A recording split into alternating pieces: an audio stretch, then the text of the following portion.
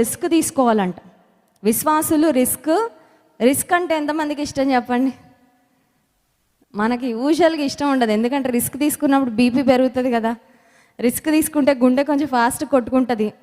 Risk తీసుకుంటే మనకి లాభం వస్తుందన్న హోప్ కంటే నష్టం అయిపోద్దేమో, నష్టం కలుగుతుందేమో అన్న ఆలోచన ఎక్కువ వచ్చేస్తూ ఉంటుంది చాలాసార్లు రిస్క్. కానీ విశ్వాసంగా మనం ఖచ్చితంగా కొన్నిసార్లు రిస్క్ తీసుకోవాలి. అది ఎస్పెషలీ ఎప్పుడు అంటే దైవికమైన కార్యాలకు ఖచ్చితంగా మనము రిస్క్ తీసుకోవాలి. చూడండి, కొన్నిసార్లు దేవుడు మనకు ప్రేరేపణిస్తూ ఉంటాడు, పలానా వ్యక్తికి వెళ్ళి సువార్త ప్రకటించు, పలానా వార్త నా గురించి చెప్పని. అప్పుడు మనకు అపవాది మన మనసులో వేసే గింజ ఏంటంటే, నువ్వు చెప్పిన వాళ్ళు వినరు, లేకపోతే ఇప్పటి వరకు ఉన్న ఫ్రెండ్షిప్ చెడిపోద్ది, నువ్వు చెప్పిన మాటలు అంత సీరియస్గా తీసుకుంటారు అనుకుంటున్నావా, అయినా నువ్వు చెప్పడానికి నువ్వేమన్నా పెద్ద ప్రసంగికుడువా, నువ్వేమన్నా బైబిల్ కోర్స్ ఏమైనా చేసావా, బైబిల్ కాలేజీలో ఏమైనా చదివావా, లేకపోతే నీకు బైబిల్లో ఈ పేజ్ నుంచి ఆ పేజ్ దాకా ఆదికాండం నుండి ప్రకటన గ్రంథం వరకు నీకు అన్నీ తెలుసా, నువ్వు ప్రసంగాలు చేయాలనుకుంటున్నావు, నువ్వు ఎవరికో వెళ్ళి సువార్త చెప్పడానికి నీకే సరిగ్గా తెలియదే, వాళ్ళు ఏదన్నా నీకు తెలియదు అడిగితే నువ్వేం చెప్తావు? ఇలాంటి ఆలోచనలన్నీ అపవాది మన మనసులోకి తీసుకొచ్చి ఆఖరికి ఏం చేస్తాడంటే మన నోటికి తాళం వేసేస్తాడు. లోక వార్తలు మాట్లాడుకోవడానికి మనకి ఏ విధమైన ఆటంకం ఉండదు, ఫ్రీగా మాట్లాడుకుంటాం. లేకపోతే వ్యాపారం గురించి డిస్కస్ చేసుకోవడానికి, ప్రస్తుత పరిస్థితుల గురించి డిస్కస్ చేసుకోవడానికి, అన్నిటి గురించి మాట్లాడతాం. కానీ దేవుని గురించి నోరు తెరవాలనేసరికి అపవాది చాలాసార్లు రకరకాల ఆలోచనలు మన మనసులోకి తీసుకొస్తూ ఉంటాడు. అయితే బైబిల్ గ్రంథంలో ఇశ్రాయేలు దేశానికి చెందిన ఒక చిన్నదంట రిస్క్ తీసుకుంది దేవుని కొరకు. హల్లెలూయా.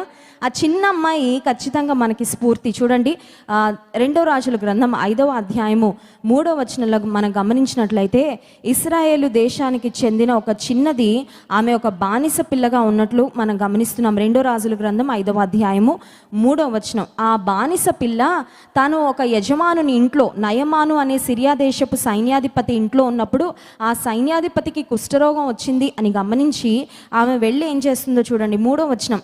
అది షోమ్రోనులోనున్న ప్రవక్త దగ్గర నా ఏలినవాడు ఉండవలెనని నేనెంతో కోరుచున్నాను, అతడు నా ఏలినవానికి కలిగిన కుష్ఠరోగమును బాగు చేయనని తన యజమానురాలితో అనెను.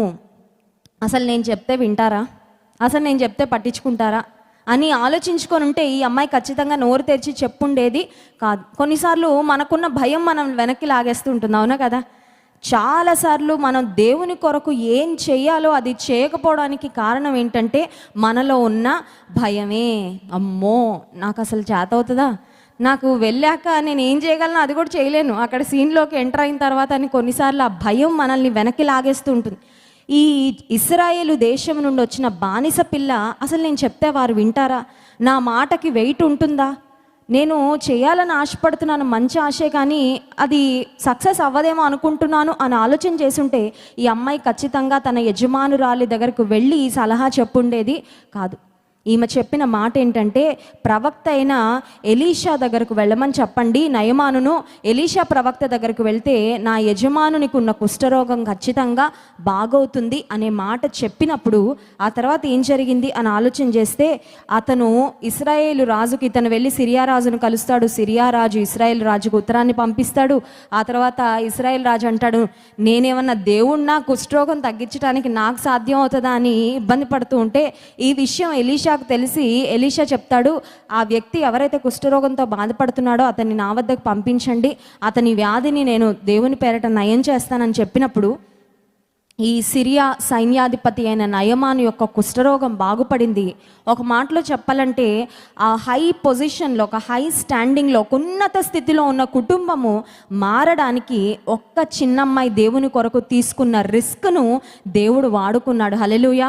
నువ్వు దేవుని కొరకు తెగింపుతో పెద్ద పెద్ద పనులు ఏం చేయక్కర్లేదు, చిన్న అడుగులు వేస్తే చాలు. దేవుని కొరకు చిన్న అడుగు, చిన్న విత్తనం. ఆమె వేసింది చిన్న విత్తనమేనండి, ఆమె ఏదో పెద్ద పని ఏం చేయలేదు. అమ్మాయి తన మనసులో వచ్చిన ప్రేరేపణ, నా యజమానునికి మేలు చేయాలి అనే ఆశ, నా దేవుని గురించి, నా దేవుని ప్రవక్తను గురించి ఒక మాట చెప్తే చాలు. చూడండి, చాలాసార్లు మనం క్రియల్లో ఏదేదో సహాయాలు అందరికీ చేసేయాలనుకుంటాం, మాట సహాయం కూడా చేయం. అర్థమవుతుందండి? You want to do so much but you don't start with little things. ఎంత పెద్ద ప్రయాణం అయినా ఫస్ట్ ఒక అడుగుతో ప్రారంభం అవుతుందంట, అవునా కదా. ఇక్కడ నుంచి ఢిల్లీ వెళ్ళాలి, ఒకేసారి నేను లాంగ్ జంప్ చేయలేను కదా, ఒక అడుగు అడుగు అడుగు వేసుకుంటూ ఆ తర్వాత వెహికల్స్ ఎక్కువ లేకపోతే ట్రైన్లోనో ఫ్లైట్లోనో ప్రయాణం చేసుకొని వెళ్ళాలి. దేవుని కొరకు ఏదేదో చేయాలని అనుకుంటాం మనం, దేవుని కొరకు గొప్ప వాటిని ఆశించాలనుకుంటాం. కానీ అవన్నీ ముందు ఎలా స్టార్ట్ అవుతాయి?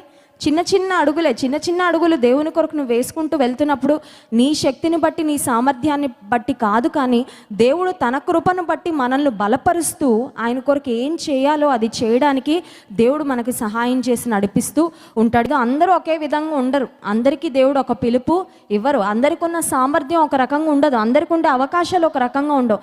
కానీ దేవుడు నీకేం అవకాశాలు ఇచ్చాడు, నిన్ను ఎవరి కొరకు ఆశీర్వాదకరంగా దేవుడు చేయాలనుకుంటున్నాడు, నీకే సామర్థ్యం ఇచ్చాడు, నీకే సమయం ఇచ్చాడు, నీకే కృప ఇచ్చాడు, నీకే వరాలు ఇచ్చాడు, నీకే తలాంతులు ఇచ్చాడు, నీ చేతిలో వేటిని ఉంచాడో వాటిని నీవు దేవుని కొరకు వినియోగించగలిగితే ఖచ్చితంగా ఆశీర్వాదాన్ని మన జీవితంలో పొందుకుంటాం. కనుక ఈ 150 రోజుల ప్రార్థనలో పాల్పొందుతున్న మనము సోమరిపోతులుగా ఉండకుండా, because laziness is not the recipe to success.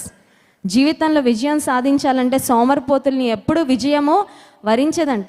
కొంతమంది సోమరిపోతులుగా ఉండి నాకు అదృష్టం నన్ను వరిస్తే బాగుండను. ఎలా వరిస్తుందండి? అసలు క్రికెట్ టోర్నమెంట్కి వెళ్ళకుండా నేను గెలిస్తే బాగుండంటే గెలుస్తారా? ఎగ్జామ్కే వెళ్ళకుండా నేను కాలేజ్ ఫస్ట్ వస్తే బాగుండంటే, ఇంటర్వ్యూకి అటెండ్ అవ్వకుండా నాకు మంచి జాబ్ వస్తే బాగుండంటే ఇట్స్ నాట్ పాసిబుల్. కలలు కన్నంత మాత్రాన, సోమరిపోతులుగా ఉన్నంత మాత్రాన మనం అనుకున్న గోల్ని, మనం అనుకున్న డెస్టినీని మనం రీచ్ కాలేం. కానీ దేవుని కృప మీద ఆధారపడుతూ విత్తనాలు విత్తుతూ ఉన్నప్పుడు, కష్టపడి మనం పని చేసినప్పుడు, దేవుడిచ్చిన తలాంతులు, దేవుడిచ్చిన సమయాన్ని, అవకాశాలను ఆయన కొరకు వినియోగించినప్పుడు మనం ఆశీర్వదించబడతాం.